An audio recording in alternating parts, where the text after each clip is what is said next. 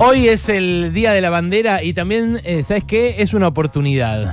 Yo no voy a generalizar como el de la panadería que le decía Feliz Día al Padre sin saber si era. Es una oportunidad para que le hables a tus hijos, a tus hijas, si tenés, pero si no, para que le hables a tus sobrinos, a tus sobrinas, para que le hables a esos chiquitos y chiquitas que tenés cerca, por la razón que sea, que tenés cerca, que les hables de Manuel Belgrano. Hoy es el Día de la Bandera y claro, su lectura escolar desde siempre nos sugirió solamente eso, ¿no? El prócer, la estampita, la bandera, pero hoy es un día en el que tenés una oportunidad de hablar un tipo muy zarpado, muy adelantado a su época y que además te puede ayudar a entender mucho esta época.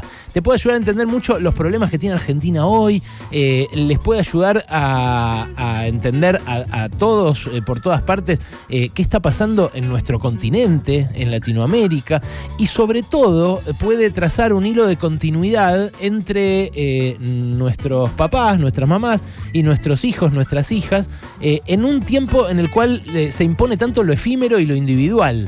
Manuel Belgrano encarna lo colectivo, lo que somos todos y todas como patria y también lo que podemos ser. Eso es lo que me parece más interesante. ¿Por qué hablar de Belgrano? Bueno, sobre todo por el valor que tuvo pensándonos como pueblo. Un tipo que trajo, obviamente, ideas de Europa, que era donde circulaban las ideas más avanzadas en ese momento, pero que las pensó desde acá casi como nadie, que se plantó desde América Latina y desde los intereses de una colonia que quería dejar de serlo, para pensar los recursos naturales, cómo explotarlos, cómo relacionarnos entre nosotros, cómo vivir. Es un tipo, bueno, no en vano por él se conmemora el Día del Economista. Es el tipo que primero tradujo acá un montón de obras de economistas, filósofos, en ese momento eran eso, importantísimos para el pensamiento universal y bueno, su lectura acá fue importantísima para el pensamiento nacional.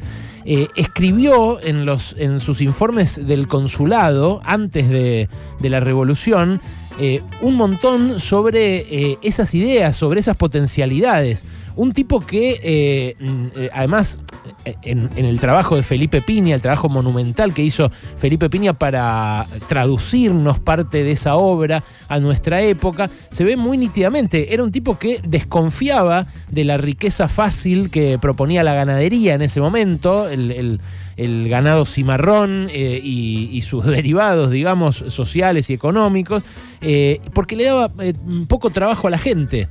Fíjate vos cómo pensar el monocultivo de soja hoy a la luz de aquellas ideas. Él decía, no, lo que tenemos que hacer es algo que haga crecer la población, que haga que más gente tenga trabajo, que haga que más comerciemos entre nosotros y con otros países, y también tenemos que repartir la riqueza en la mayor cantidad de manos posibles. Todo esto muy nítidamente aparece en los escritos de Belgrano. Y entonces la ganadería, decía él, era todo lo contrario. Le daba trabajo a poca gente, no hacía que crezca la población y concentraba la riqueza. Él decía, no, tenemos que ser un país agrícola, un país industrial, un país que haga de sus cultivos algo que le sirva al resto del mundo y no que se lo lleven a otros lugares a manufacturarlos allá. Mirá, textualmente, un par de citas. Hablaba Belgrano de que todas las naciones cultas se esmeran en que sus materias primas no salgan de sus estados a manufacturarse y ponen todo su empeño en conseguir no solamente darles nueva forma, sino aún atraer las materias primas del extranjero para ejecutar lo mismo y después venderlas. Esto lo escribía Belgrano, una pieza de industrialismo preindustrial impresionante. Lo escribía Belgrano en 1802. repito, antes de la Revolución de Mayo. Belgrano hablaba de justicia social cuando nadie lo hacía.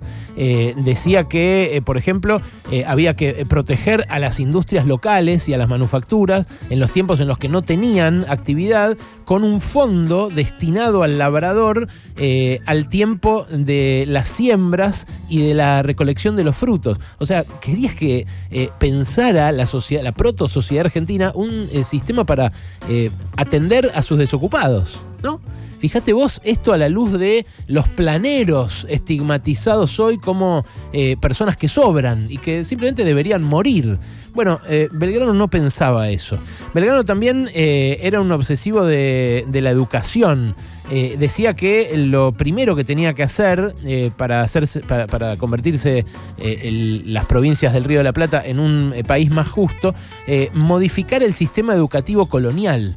Y eso, decía él, era el primer paso, porque al niño, al que se lo castiga en las aulas, después se lo desprecia en las calles.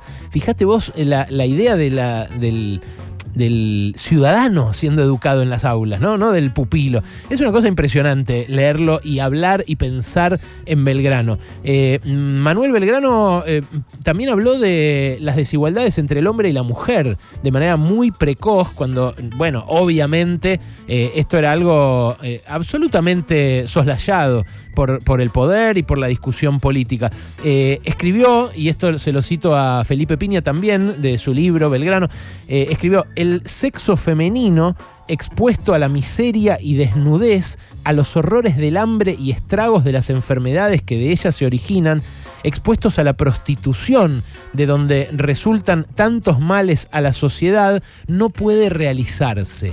Es simplemente una reseña breve del pensamiento de un hombre del cual les podés hablar muchísimo a tus hijos y a tus hijas, aprovechando que hoy no tuvieron clase por eso, aprovechando que está dada la situación, porque la bandera está en el cielo, porque un montón de veces han visto la figura de Belgrano, poco lamentablemente en los medios de comunicación, salvo por, como digo, los esfuerzos que hace Felipe Piña, de repente lo que ha hecho también Paca Paca, Zamba concretamente, con su personaje Manuel Belgrano, que los míos conocieron antes que en la escuela, gracias a eso. Bueno, ¿por qué hablarles de Belgrano? De vuelta, porque ayuda a entender el triunfo de Petro y Francia Márquez ayer en Colombia, porque ayuda a entender lo que está pasando con los pueblos originarios de Ecuador, que están marchando y amenazan con desalojar directamente a un gobierno que los aplasta y otra vez los reprime, porque ayuda a entender qué pasó en Chile, qué puede pasar en Brasil, qué puede pasar en Argentina, porque ayuda a entender las cosas que hicimos bien y las cosas en las que fallamos, como país, como pueblo y como generación. Pero sobre todo, ¿sabes por qué? Porque corre la hojarasca de estos tiempos de debate tan turbio, tan tergiversado, tan amañado y tan trucho.